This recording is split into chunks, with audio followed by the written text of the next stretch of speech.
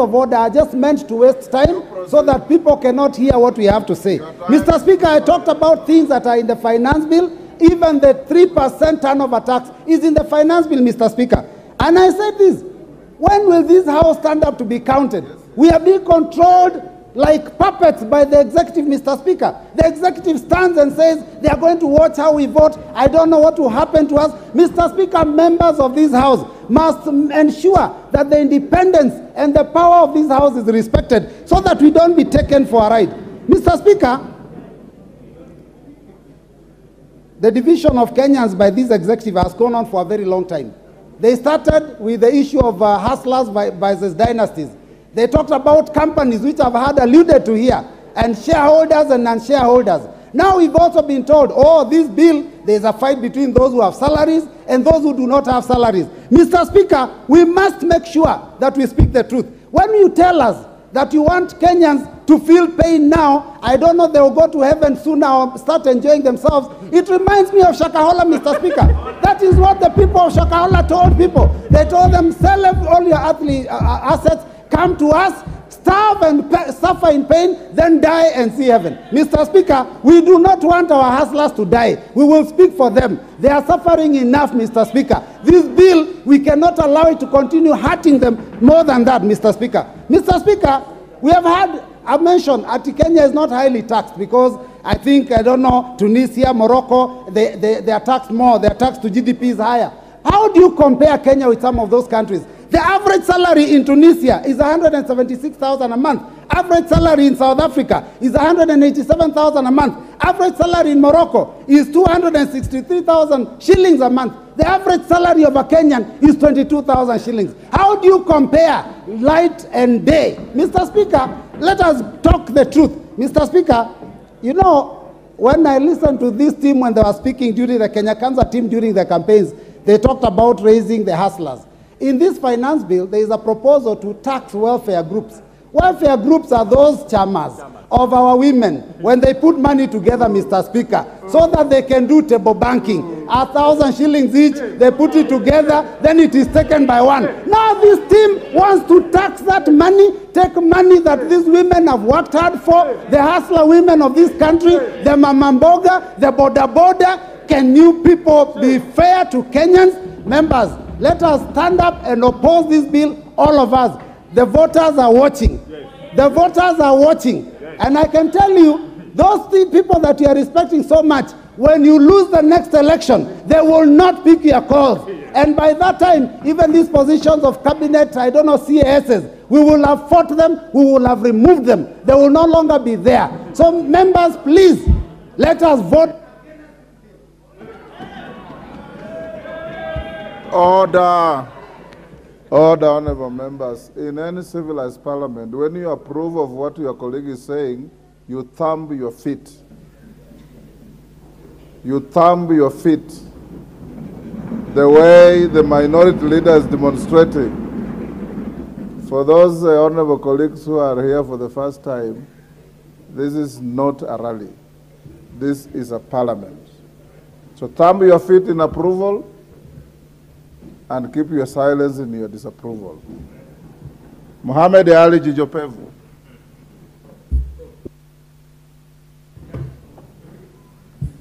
Asante sana Mheshimiwa Spika.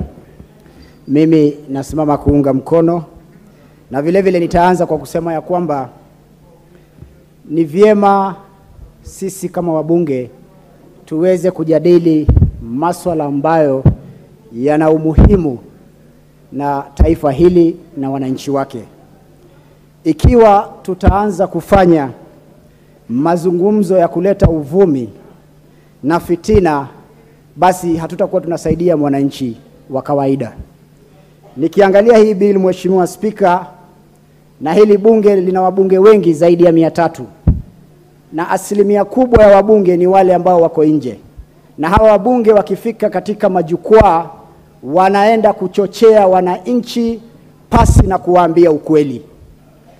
Kuna mbunge wetu kutoka upande wetu ambaye pia ameenda kuchochea wananchi, lakini leo katika bunge hili hayuko hapa kujadili haya masuala ya fedha ili kuwafanya Wakenya waweze kuelewa zaidi.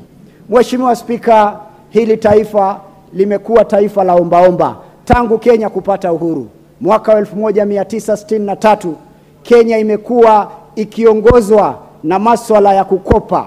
Kila mwaka ni kukopa, kulipa wafanyikazi wa serikali, kukopa, kuleta maendeleo, na ndio maana sasa imefika mahala ambapo tunataka kusema ya kwamba tutajinyima, tutajizuia na mikopo, tuanze kujifunza kutafuta hela miongoni mwa Wakenya na kujikomboa katika minyororo ya kukopa kila mwaka. Hili taifa hatuwezi kukopa mpaka kiyama. Hili taifa ni lazima tukaze minyororo, tufunge longi yetu vizuri na tuvae njuga, na tuhakikishe ya kwamba tutafanya haya mambo kwa miaka 2 ama 1 hivi, lakini mambo yatakuwa sawa. Mheshimiwa Spika, unataka vipi Kenya hii tujenge barabara wananchi wanataka? Mheshimiwa Spika, unataka vipi sisi leo tuweze kuunganisha umeme? Unataka vipi leo tuweze kupunguza bei ya vyakula ilhali tutaendelea kukopa kwa wazungu ili kuleta matatizo kwa Afrika? Ni lazima tujifunze na kustahimili. Mheshimiwa Spika, katika bunge hili leo, hawa wabunge wenzangu leo wana nguvu kwa sababu wao, kila mbunge kama sijakosea ana nyumba. Mheshimiwa Spika, wacha nizungumzie hili swala la nyumba kwa sababu linachukuliwa vibaya sana. Leo mbunge wa Kenya kila tama kiingia anachukua milioni 30 na kununua nyumba. Hawa wabunge wote, mimi pia binafsi nachukua hiyo pesa na kuhakikisha ya kwamba, Mheshimiwa Spika, nilinde. Mheshimiwa Spika, nilinde na haya maneno naosema. Hawa wabunge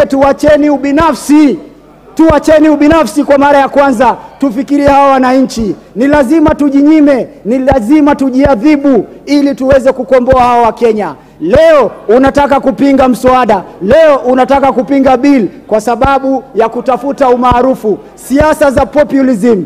Tunataka siasa za kukomboa taifa hili.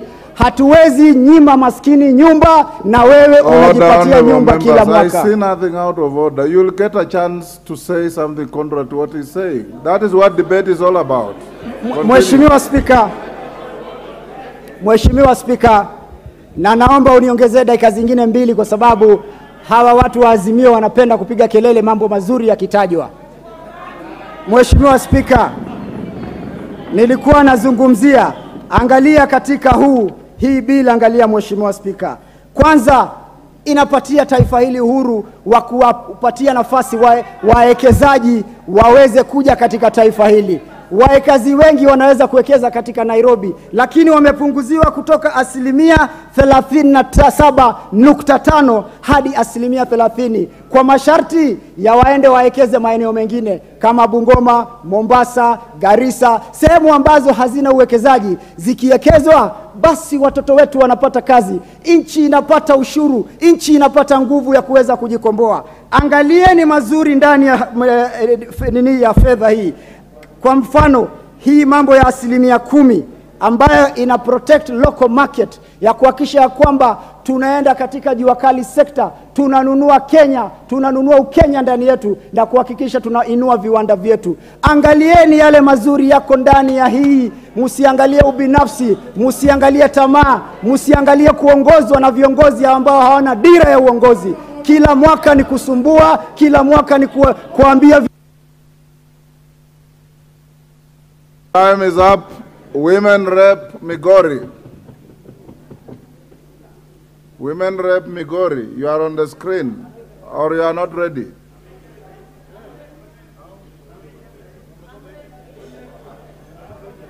If you are not ready to speak, please take out your card from the screen to free for others.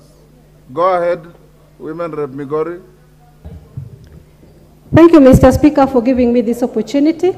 The minutes that you give me, sir, I request that I speak for 1 minute and donate a few to my colleague. You cannot donate any time. Thank you, sir. All the same, I'll speak. Yes. My opinion is this, and I speak as a member of Parliament for Migori County. The committee has reported that they went round and the people of Kenya suggested that they bring it to 1.5, the housing levy. They are not being sincere unless they were doing this out of Kenya, but not in Kenya. Kenyans are saying 0 They don't want it. They are not interested. They are not aware of your 1.5. And I'm questioning this. If you are dishonest, even after speaking to wananchi, where is your honesty? Chair, you said that people told you that they want 1.5. Right now, I'm receiving calls and SMSs, and they're telling me, Fatuma, speak for us. In Migori County, Kenya at large, we are not aware of that 1.5. You never visited Migori. I believe you didn't visit anywhere other than your small offices. You sit there, take coffee, and make decisions for Kenya. We are telling you we are not interested in your levy. We want food on our tables. Our children are going hungry. We don't need houses. We are living in our grass thatch houses. We are comfortable with those houses. All we want is food. And as a youth, I'm telling you, shame who? Shame on you. I am not aware of your input. And I'm telling you, you should be ashamed. You are lying either for yourself or for your government. As the people of Kenya, as a youth, I am telling you, whatever you promised us in your agenda, keep your agenda and stop shakaholaing us. We are not interested in your house. It will not even come even if you give you 100% levy. We know the truth that you don't keep your promises, and you're not going to twist us in this.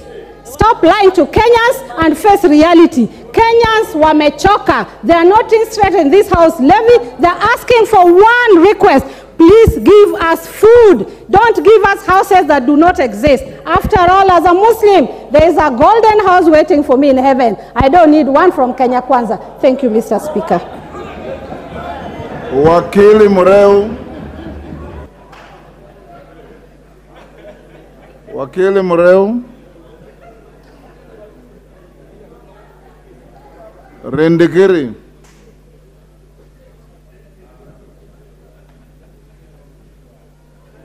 Please. Thank you, Mr. Speaker. I am not going to dwell on shouting and populism. I will go to the facts. Mr. Speaker, we are dignified members of this House, and we have a moral responsibility of guiding our thoughts and our future. Mr. Speaker, this committee is not made of tweets. It's made up of professionals who we believe have done a good job. They never sat anywhere taking coffee. They listened, and this member who has just spoken has experienced a lot of ignorance as a member of parliament. It's very unfortunate that we can continue saying our people can continue staying in that house. Mr. Speaker, on the issue of housing, I am the vice chair of housing, and I'm not ashamed of standing here to say I am so impressed by the outcome of this amendment. Mr. Speaker, this clause addresses the need for housing in slums, which are in Nairobi, Kisumu, Mombasa, Erupted, and Nakuru.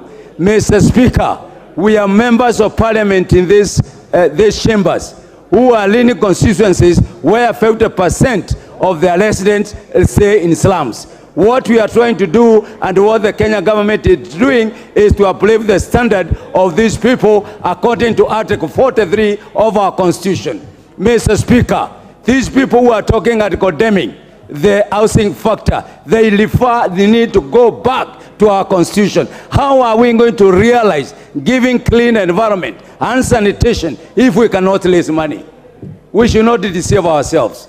I think the politics of populism, I am shocked. Even the members of parliament for Kasarani, Madale, Kebela, they are all seated here shouting and condemning the people who they are reading. And you are sitting, you are staying in a 5-bedroom house, 5-star house, and here you are, the government is giving a long-term solution to the problem, yet you are here trying to teach us on how to think. We are not going to think that way. We want to have a future for our people. Mr. Speaker, we want to create affordable housing for our children and the generation to come. We have to have a fund that is going to do this. Mr. Speaker, this bill is not only creating houses, it's also creating employment for our children. That is the concept of housing. It is going to make utilization of our local resources, and it's going to enhance manufacturing, and it's going to create businessmen.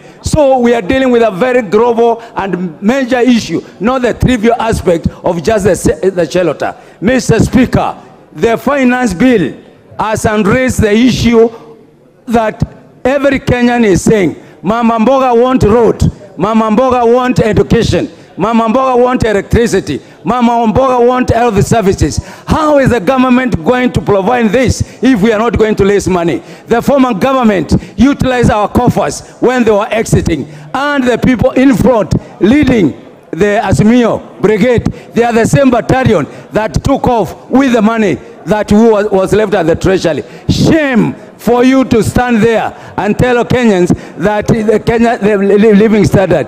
Listen, you took a lot of debts. You left this country in debt.